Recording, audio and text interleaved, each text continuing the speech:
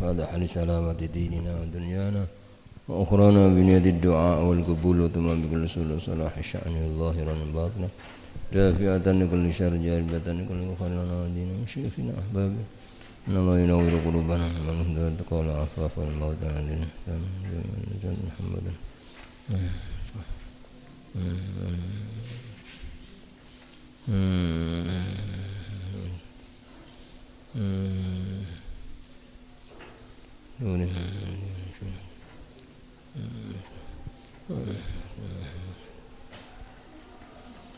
ونما نوى بشرف الصالح وإلى الرحيم وإلى حضرة النبي المصطفى سيدنا محمد وأصحابه الكرام بسر سورة الفاتحة. الحمد لله من الشيطان الرجيم. بسم الله الرحمن الحمد لله رب العالمين الرحمن الرحيم مالك يوم الدين إياك نعبد وإياك نستعين اهدنا صراط الذين أنعمت عليهم غير المغضوب عليهم ولا الضالين آمين. أعوذ بالله من الشيطان الرجيم.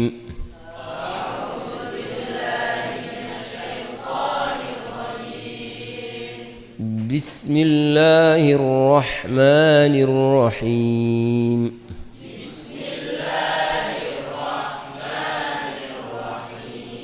الحمد لله رب العالمين.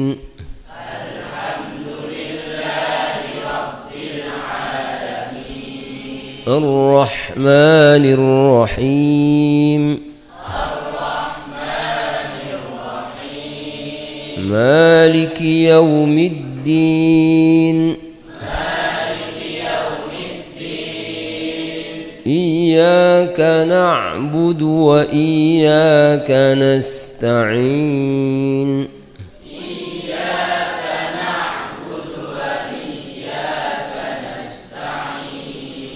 اهدنا الصراط المستقيم.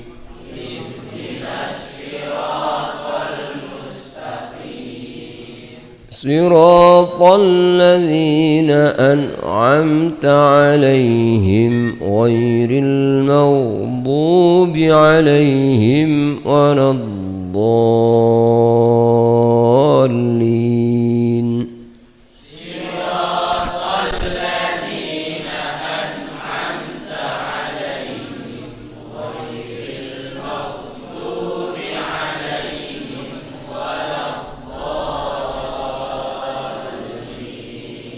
رب اغفر لي ولوالدي وللمؤمنين آمين.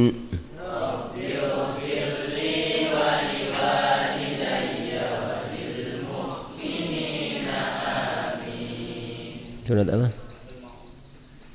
بسم الله الرحمن الرحيم.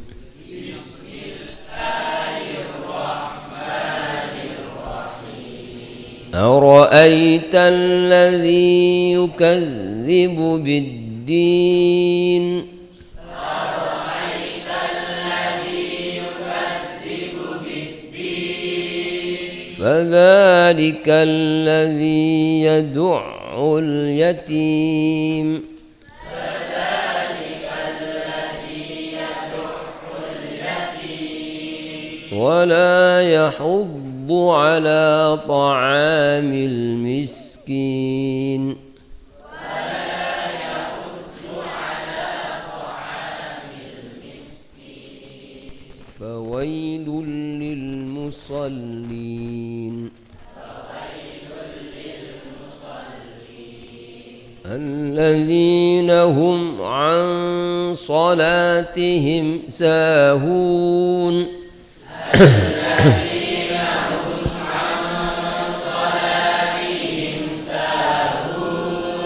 الذين هم يراءون. الذين هم يراءون ويمنعون الماعون.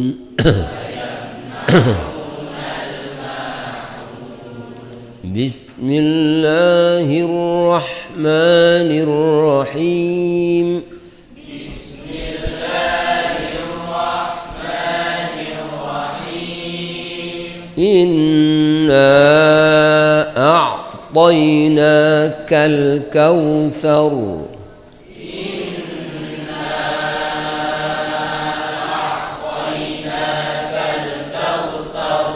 فصل لربك وانحر إن شانئك هو الأبتر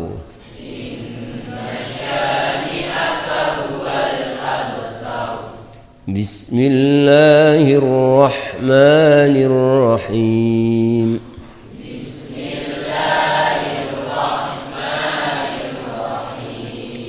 قل يا أيها الكافرون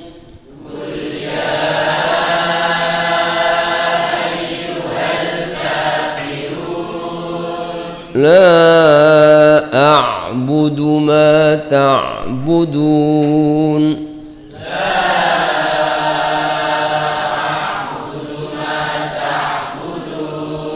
ولا أنتم عابدون ما أعبد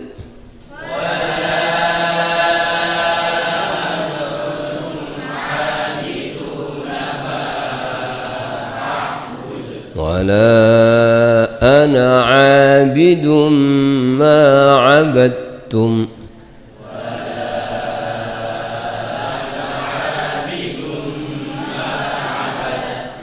ولا أنتم عابدون ما أعبد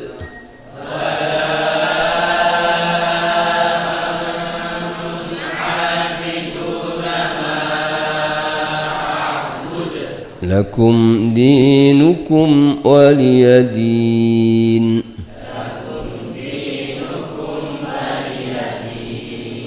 صدق الله العظيم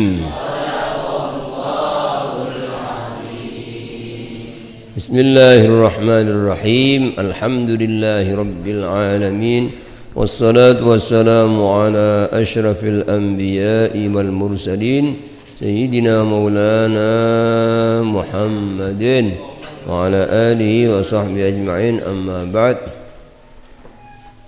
Faslun fi mahiyatil ilmi wal fiqhi wa fadli ila angkal masih membahas tentang ilmu hal, ilmu yang wajib dipelajari, yaitu ilmu yang dibutuhkan pada waktu itu. Nah, apa saja ya yang kemarin dibutuhkan ketika kita mau sholat, ya wajib mempelajari tentang ilmu yang berkaitan dengan sholat. Ketika kita masuk Ramadan, wajib belajar tentang apa? Ilmu-ilmu yang berkaitan dengan puasa supaya puasanya sah. Begitu ketika orang mau berangkat haji, wajib belajar tentang yang berkaitan dengan rukun-rukun haji ya. Nah, terus wa kadzalika fil buyu'i, begitu juga wajib belajar ilmu fil buyu'i tentang jual beli, tentang jual beli. Ingka nayat tajiru, jika dia dagang atau jika dia berbisnis, itu harus tahu tata cara jual beli, baik bagi penjual atau bagi pembeli, harus tahu supaya jangan sampai ya transaksi jual belinya itu nanti tidak sah, nanti hasilnya juga haram ya. Itu harus belajar tentang tata cara jual beli yang sah, termasuk pinjam peminjam, sewa menyewa ya.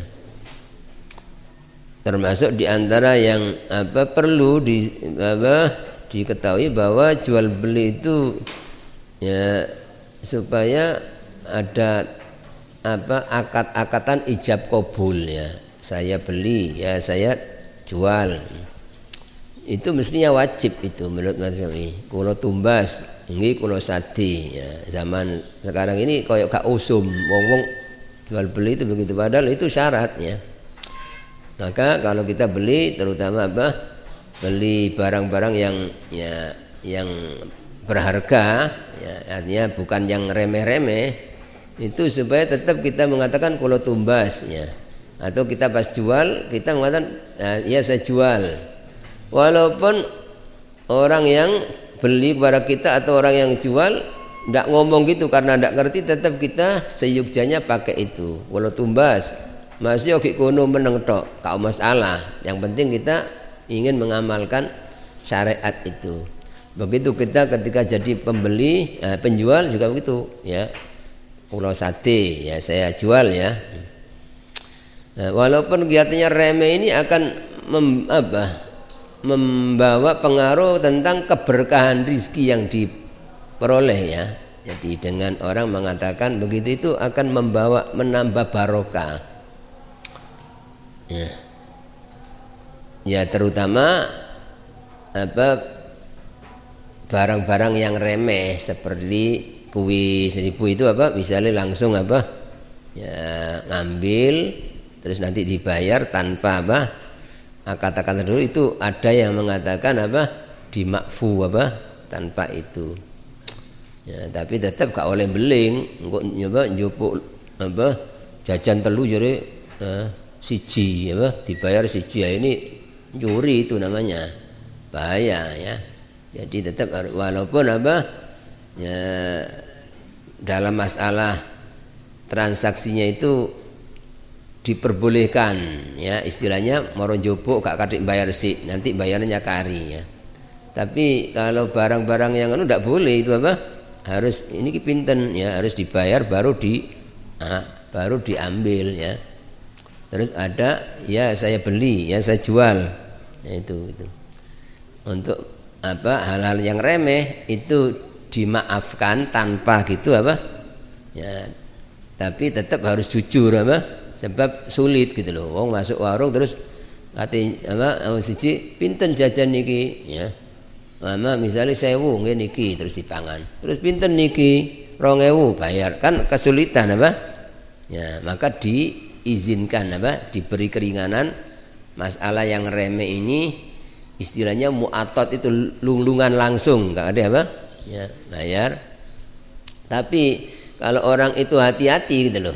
Kalau orang itu hati-hati tetap walaupun masalah remeh tetap gak gelem mangan sik selama belum dibayar. Pinten niki ya dibayar baru dimakan. Itu orang yang hati-hati lebih hati-hati begitu ya. Udah. Itu yang jelas-jelas mau dibeli aja ya supaya jelas itu, apalagi gak melok duwe moro-moro jajan dipangan. Wah ini haram itu ya tidak boleh ya, ini harus dihindari biasanya di pondok-pondok pesantren begitu, gak melok duwe panganan konco moro langsung dipangan, tidak ada izin dari yang pemiliknya, tidak boleh, itu haram ya. Kecuali kalau memang anak ini membaik, misalnya di kamar wis pokoknya ya sak kamar wis podo ridho-ridhoan, wis pokoknya jajan tak dek kene wis sampean pangan gak apa-apa misalnya kabeh ngono misalnya nggak masalah. Tapi kalau selama ndak ada itu ndak boleh itu ya. Masih konco kuwi gak apa-apa iki tak pangan, jangan kecuali kalau memang sebelumnya sudah begitu, misalnya sampean butuh apa wis sak karepe sampean ya misalnya duwe sabun wis iki sampean nek butuh sampean gawe gak apa-apa. Tapi selama tidak begitu ndak boleh, walaupun itu ya moro-moro ndak gawe sabune ndak boleh. Itu akan membawa pengaruh pada ilmu yang didapat itu. Nek gak hati-hati ngono dianggap remeh, tek koncone digawe tanpa izin. Itu akan membuat hati itu gelap ya. Sehingga ilmu sulit masuk ya pada hati yang karena pengaruh dosa-dosa yang dilakukan itu ya. Udah, makanya pengarang kitab ini termasuk ilmul hal itu ya adalah ilmu tentang masalah jual beli, sebab kita tidak lepas dari jual beli pasti kalau tidak jual pasti beli beli, termasuk ya syaratnya jual beli kan yang jual atau yang beli itu anak yang sudah baligh ya. Jadi anak cilik gak oleh itu ngongkon arek cilik aku tukokno iku utawa arek cilik duwe barang apa tak tuku mare niku arek cilik padahal nggowo apa jam tangan misalnya apa, tak tuku ya iki yo. Ya wis, itu tidak sah. Sebab anak kecil apa? Jadi harus melalui apa? Orang tuanya atau kakaknya yang sudah dewasa. Nanti ojo sampai engko ono arek pondok sing cilik gak ngerti duwe barang apa, tak tuku ya iki. Ya. Kalau gak gelem tak kepuk ya, dolen nang aku, kadang-kadang begitu apa? Itu tidak boleh itu apa? Ya, tidak sah apa dan akan jadi haram itu. Memberi aja juga gitu, tidak boleh. Misalnya arek durung balik cilik duwe apa, iki tak kena sampean ya. Tidak boleh. Tidak boleh diterima sebab masih kecil apa? Jadi harus minta izin dulu sama apa? Orang tuanya atau sama siapa yang ngurusi anak ini gitu apa? Sama kakaknya atau apa yang diserai itu. Tidak bisa mandiri kalau anak itu belum balik gitu apa? Kalau sudah balik itu sudah diberi izin sah jual belinya. Nah kembali, jadi beliau mengatakan begitu juga wajib mempelajari tentang masalah jual beli, pinjam meminjam, sewa menyewa ya dan sebagainya. Ingka nayat tajiru, jika dia ya berdagang atau berbisnis, qila dikatakan atau ditanyakan li Muhammad ibnil Hasan kepada Syekh Muhammad bin Hasan, katakan kepada Syekh Muhammad bin Hasan rahimahullah, mudah-mudahan Allah merahmati beliau. Kata yang tanya ini,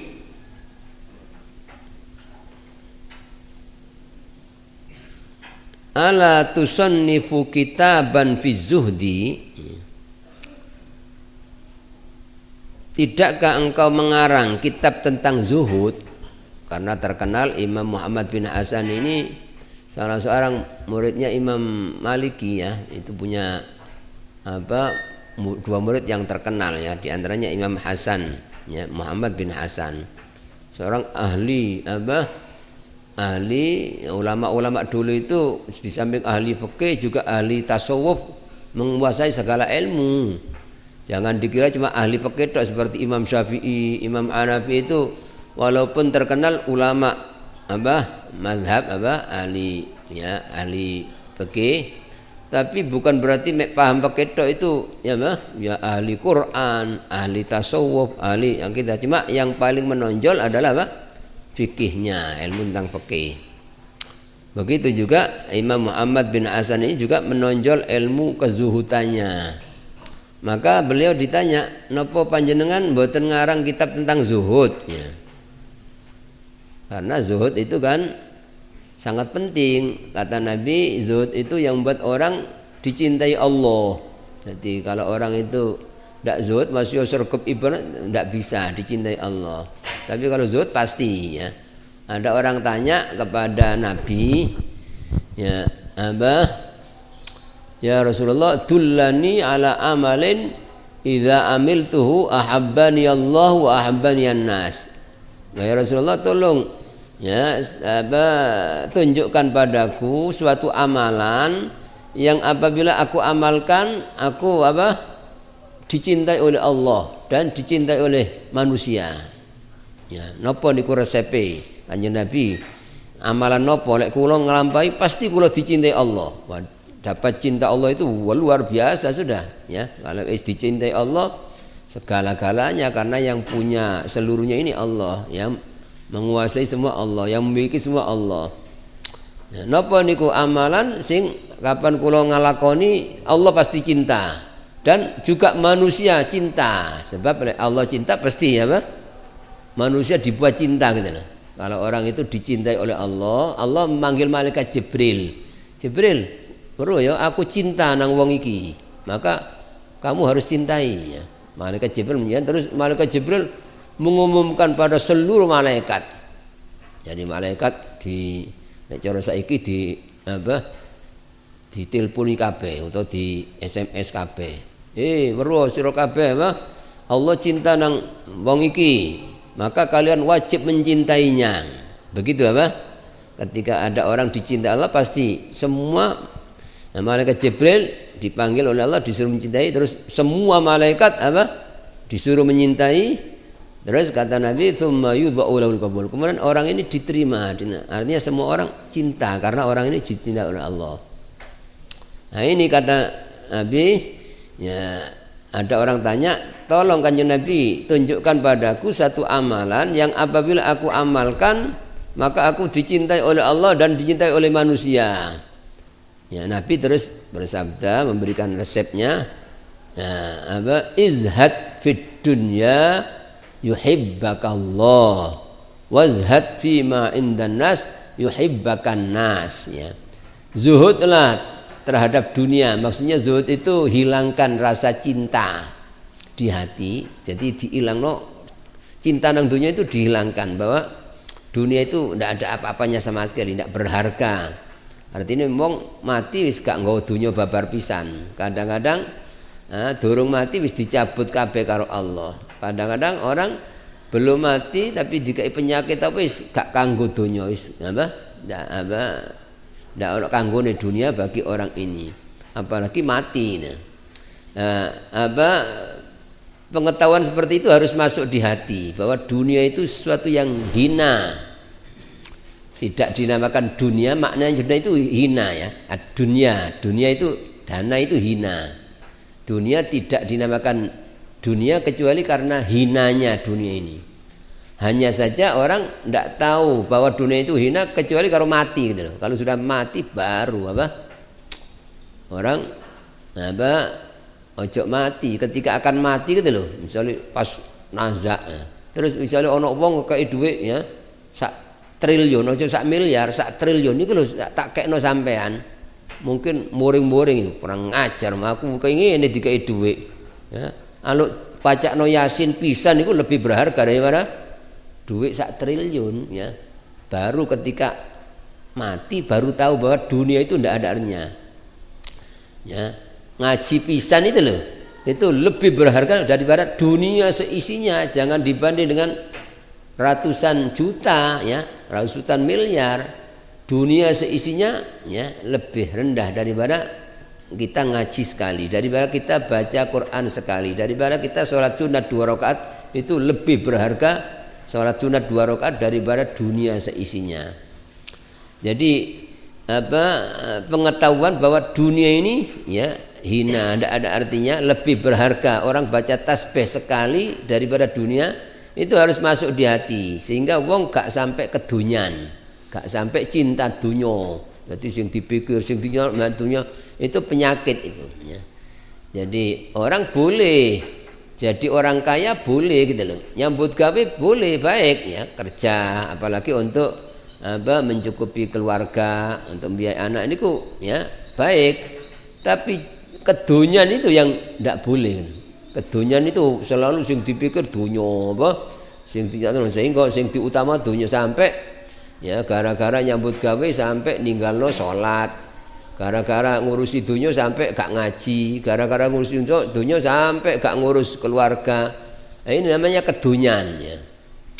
Ya, kalau orang tidak kedunyan, ya, senajan ngurusi dunia nyambut gawe tetap wae sholat, ya, wae ngaji, wae istirahat, ya.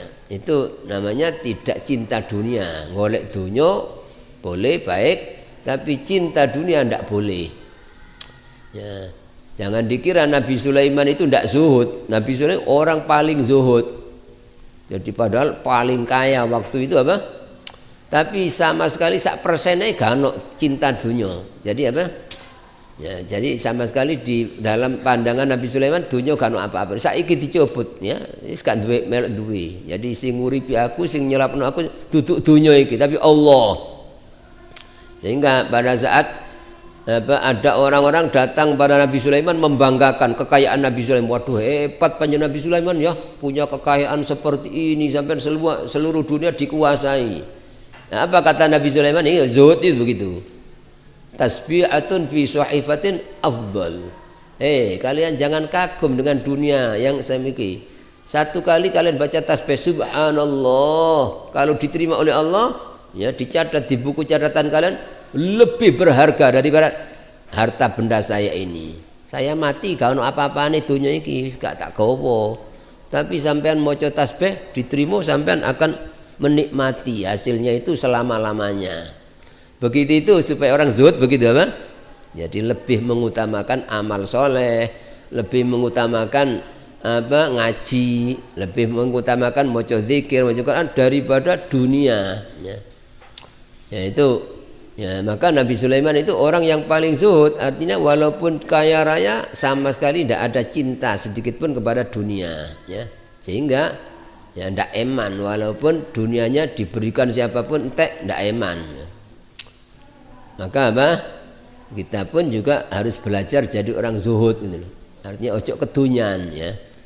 Artinya duwe apa-apa ojo eman apa dikirim jajan niku ojo eman ojo disimpen niku malah ya kedonyan niku jenenge apa ya dikekno apa dikekno kancane sebagian iku supaya gak kedonyan, belajar dadi wong sing gak kedonyan. Karena ini syarat supaya dicintai Allah itu kalau zuhud pasti gitu loh. Pokoknya wong zuhud artinya donya kan apa-apane wis apa ya justru apa amal soleh itu segala-galanya. Sehingga kapan wong itu gak eman ya. Gak eman, loman nang wong itu zuhud ya diantaranya. Zuhud pasti gitu apa? Pasti dicintai Allah. Walaupun wong itu biasa-biasa, ya mungkin ilmunya biasa, ibadahnya biasa, tapi zuhud itu pasti dicintai Allah. Tapi masih ilmunya wakil, ibadah sergap, tapi ya kedunyan, ya dia ini sing dipikir dunya eman, kata ya padahal kadang-kadang kanggo kepentingan di eman, itu jenenge gak zuhud ya. Nah ini tidak bisa jadi orang yang dicintai oleh Allah. Maka ya, salah satu diantara sing marai wong gak iso dadi wong soleh itu kata Sayyidina Ali karena wong kedunyan ya. Karena kedunyan cinta dunia itu sing gak iso dadi wong soleh walaupun ahli ibadah wis regep ngaji tapi kedunyan tidak bisa jadi orang soleh. Kata Sayyidina Ali, laula khamsu khisalin la saran nasu kullum sholihin. Umpama gak ono 5 perkara iki menungso sak donya dadi soleh kabeh. Umpama gak ono 5 perkara iki ya. Gara-gara ono 5 perkara iki menungso mari sing soleh mek titik. Nomor 1 apa? Ya al qanaatu bil jahli. Neriman dadi wong bodoh. Ya, ini sing garai wong gak iso dadi wong saleh. Artinya apa nriman dadi apa wis bodho itu lho sik durung ngerti ku lho ngaji males. Kadang-kadang di pondok padahal sik durung ngerti agama, ngaji ya Pak males, kadang-kadang bolos, kadang-kadang izin macam-macam apa. Nah, ini alamat gak iso dadi wong saleh ngoten. Ya, nek kepengin dadi wong saleh kudu seneng ilmu, ndak pernah bosen mencari ilmu agama. Mari ngaji iki sik kurang, kepengin belajar maneh. Iki wis mari kepingin nambah ilmu itu alamat dadi wong soleh kata Sayyidina Ali ya. Tapi lek neriman dadi wong bodoh wah ini apa? Nah, neriman dadi wis alamat gak bakal dadi wong soleh. Terus yang kedua gara-gara wong gak iso dadi wong soleh iku apa? Al hirsu fid dunya, kedunyan ya.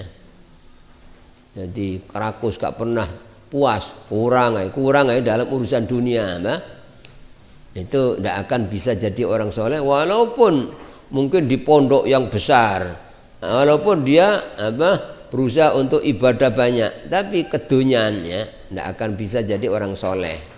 Terus yang ketiga ya asyukhu bil fadli ya, medit ya memberikan apa yang lebih ya, yang ya jadi padahal dia duwe kelebihan tapi medit gak gelem memberikan ya eman ya. Nah ini orang yang gara-gara wong gak iso dadi wong saleh iku karena bakhil ya.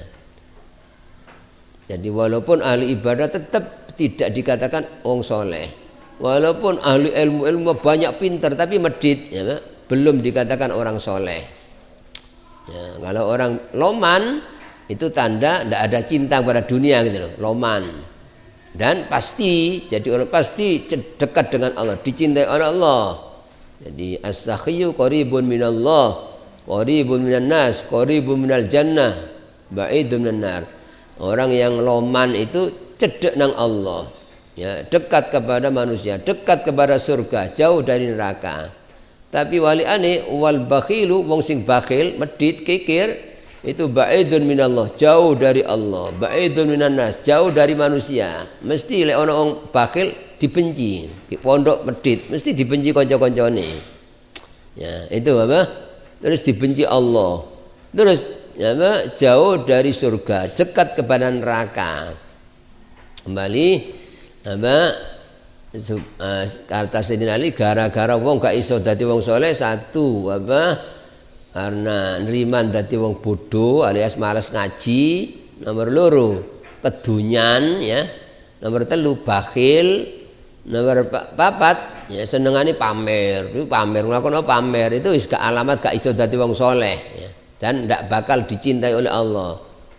Ya, tapi lek wong iku ikhlas, gak krana menungso, gak kepengin di apa, gak wedi menungso, gak menungso tapi wedi Allah, ya. Jadi ana wong atau gak ana wong padha, ya, tetap istiqomah ibadah, istiqomah ngaji, masih gak diawasi sapa-sapa, tetap wah ini orang alamat dadi wong soleh. Jadi karena ndak takut manusia, ndak takut pengurus, ndak takut peraturan, tapi ini Allah, saya kewajiban pada Allah. Ya, tapi kalau wong iku mek takut nang menungso, sehingga lek gak ana wong malas, ya.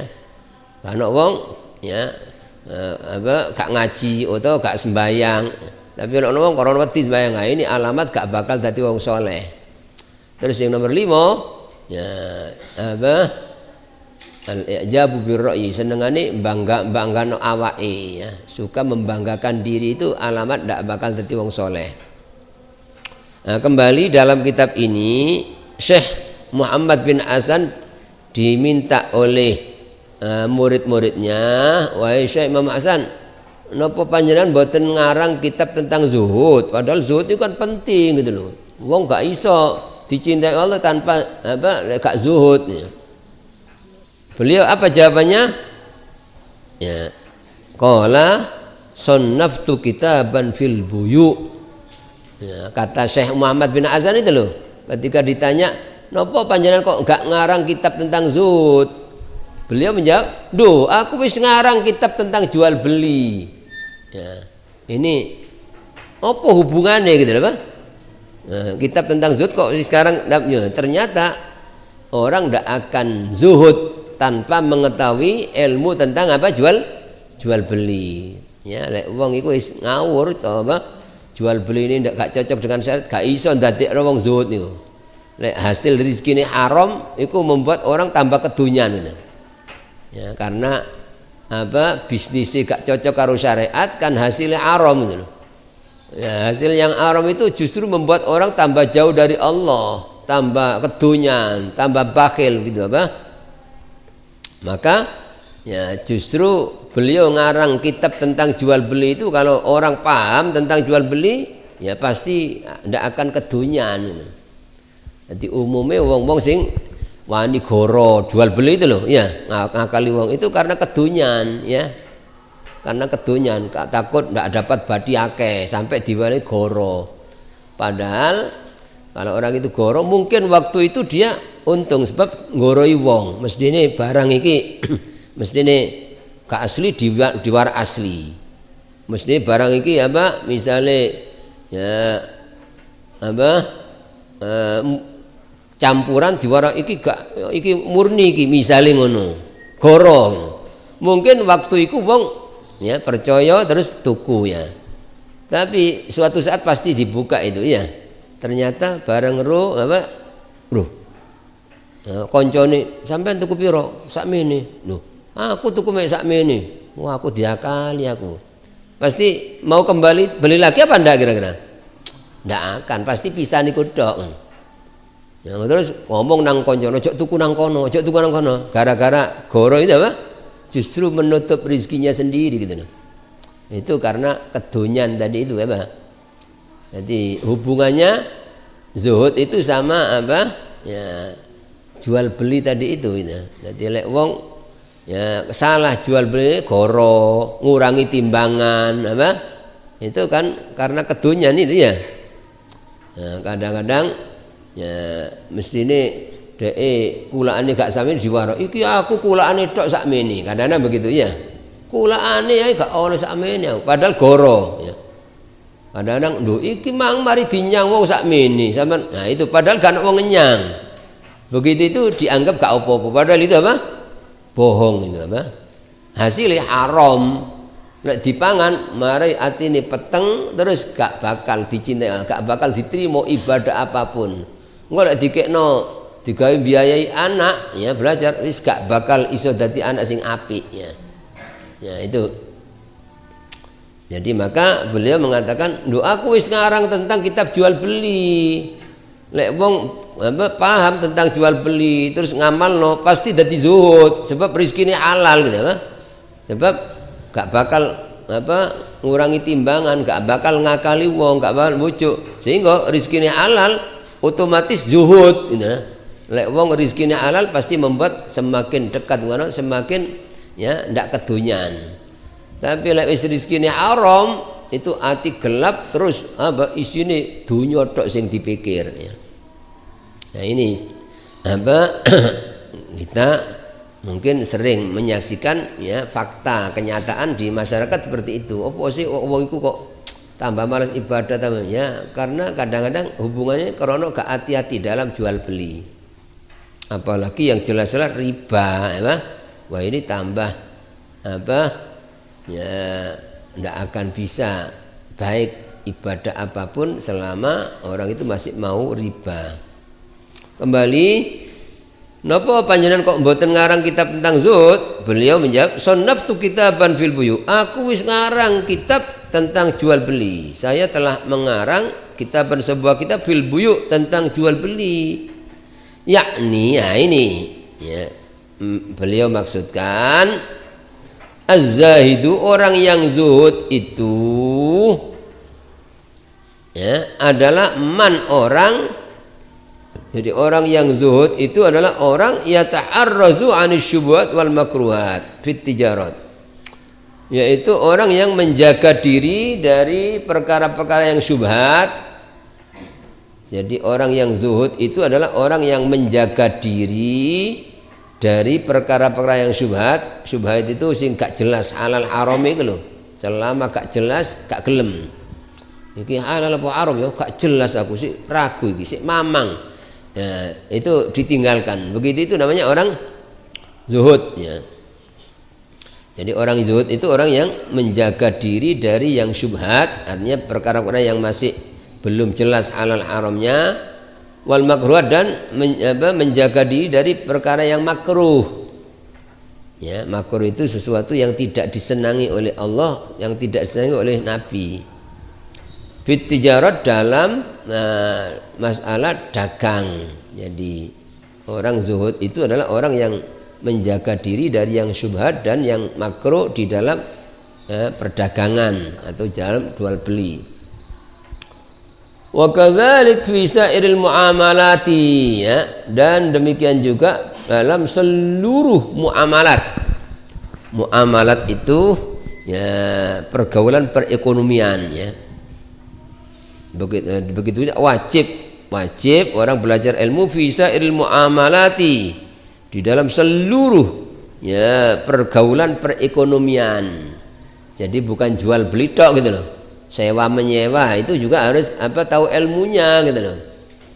Nyewa ya. Itu ada aturan-aturannya. Pinjam meminjam juga begitu ya. Terus utang piutang ya. Itu kalau tidak cocok dengan ilmunya ya itu bisa jadi riba, bisa haram hasilnya ya. Itu makanya orang zuhud itu orang yang menjaga diri dari perkara-perkara yang syubhat dan yang makruh di dalam perdagangan. Wa kadzalik yajibu fi sa'iril muamalat, begitu juga wajib dalam seluruh pergaulan perekonomian ya. Wal hirafi dan usaha-usaha, orang bisnis apapun, usaha apapun ya, itu ada ilmunya, harus dipelajari dulu ya sebelum melangkah. Jangan sampai orang bisnis wis pirang-pirang tahun terus kait ruh sampean bisnis ngono iki gak oleh, iki riba. Nah, wis kadung mlebu nang weteng, wis kadung Nah, ini baru Pak tahu, ini bahaya itu ya. Ya, jadi sebelum melangkah apapun, mau bisnis apa itu harus tanya dulu. Kalau tidak paham, tanya sama ya kiai ulama ya. Saya mau usaha gini ini boleh apa enggak menurut agama? Saya mau bisnis ini boleh apa enggak?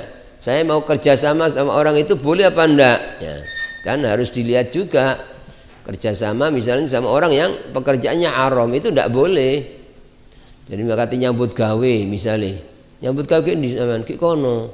Ya, tapi sing ngejak nyambut gawe iki wong sing suka haram ya, suka riba dan sebagainya. Tahu-tahu begitu kita tidak boleh bekerja sama dengan itu. Ya, bisnis bersama misalnya atau apa nanam modal. Tapi wong sing apa dijak kerja sama wong sing gak ngerti agama ya tidak boleh. Jadi itu yang dimaksud wa kadzalik yajibu bi sa'iril muamalat. Begitu juga wajib mengetahui ilmu tentang seluruh pergaulan perekonomian wal hirafi dan ya tentang usaha-usaha. Hiraf ini jamak dari hirfah. Hirfatun, hirfatani, hiraf, yaitu jamaknya. Hirfah itu usaha-usaha. Ya. Ya, sampai situ aja dulu. Wa kullu man ishtaghala